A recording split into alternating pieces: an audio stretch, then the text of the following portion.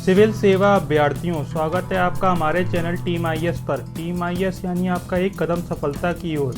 दोस्तों, आज की वीडियो में हम बात करेंगे जेनेटिकली मॉडिफाइड इंसेक्ट्स के बारे में, जो आपको यूपीएससी एग्जाम के जीएस पेपर 1 के साइंस एंड टेक्नोलॉजी पार्ट के लिए काफ़ी इंपॉर्टेंट हो सकता है।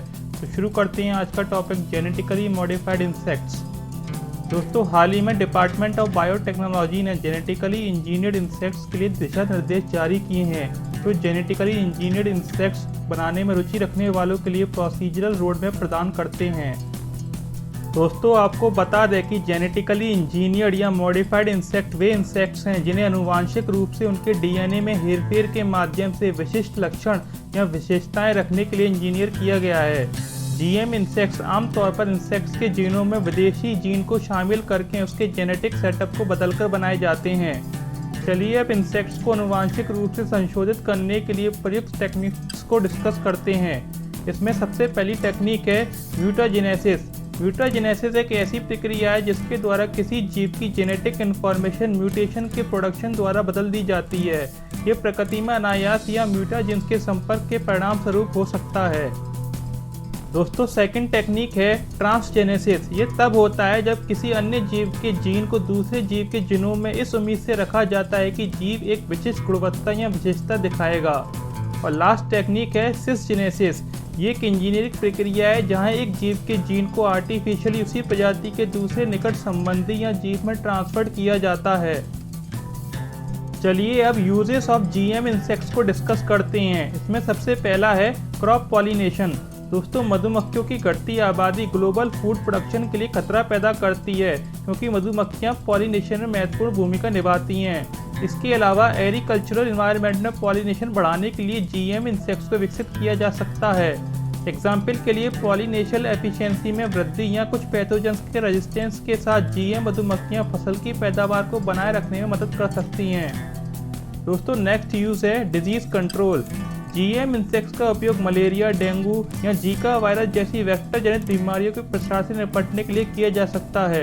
इंसेक्ट्स को इस तरह से संशोधित करके कि वे रोग पैदा करने वाले एजेंटों को प्रसारित करने में असमर्थ हो जाएं, और शोधकर्ताओं का लक्ष्य इन बीमारियों की घटनाओं को कम करना है। नेक्स्ट यूज है पेस्ट कंट्रोल। जीएम इंसेक्ट्स को ऐसे क्लोनों को धारण करने के लिए डिजाइन किया जा सकता है जो उन्हें एग्रीकल्चरल पेस्ट से निपटने प्रभावी बनाते हैं। एग्जाम्पल के लिए उन्हें क्रम प्रजनन क्षमता के साथ संतान पैदा करने के लिए इंजीनियर किया जा सकता है, जो पेस्ट की आबादी को कम करने में मदद कर सकता है। दोस्तों, नेक्स्ट यूज है इन्वायरमेंटल मॉनिटरिंग, यानी कि कुछ जीएम इंसेक्ट्स को पर्यावरण सेंसर के रूप में कार्य करने, विशिष्ट रसायनों या प्रदूषकों की उपस्थिति का पता लगाने और रिपोर्ट करने के लिए डिजाइन किया जा सकता है। उनका उपयोग हवा और पानी की गुणवत्ता की निगरानी करने, बारूदी सुरंगों का पता लगाने या कीटनाशक का आकलन करने के लिए किया जा सकता है। चलिए अब जीएम इंसेक्ट से जुड़ी चिंताओं को डिस्कस करते हैं। इसमें सबसे पहला है अनइंटेंडेड कॉन्सिक्वेंसेस, यानी कि इंसेक्ट्स के जीन को संशोधित करने से अनप्रिडिक्टेबल इफेक्ट्स हो सकते हैं, जैसे रेजिस्टेंस टू कंट्रोल मेजर्स में वृद्धि, genetic transfer to non target species या अधिक मजबूत इंसेक्ट्स का उद्भव होना। दोस्तों, नेक्स्ट कंसर्न है इकोलॉजिकल इम्पैक्ट। जीएम इंसेक्ट्स जब पर्यावरण में छोड़े जाते हैं तो नॉन टारगेट स्पीशीज के साथ इंटरेक्ट कर सकते हैं और संभावित रूप से इकोसिस्टम को बाधित कर सकते हैं।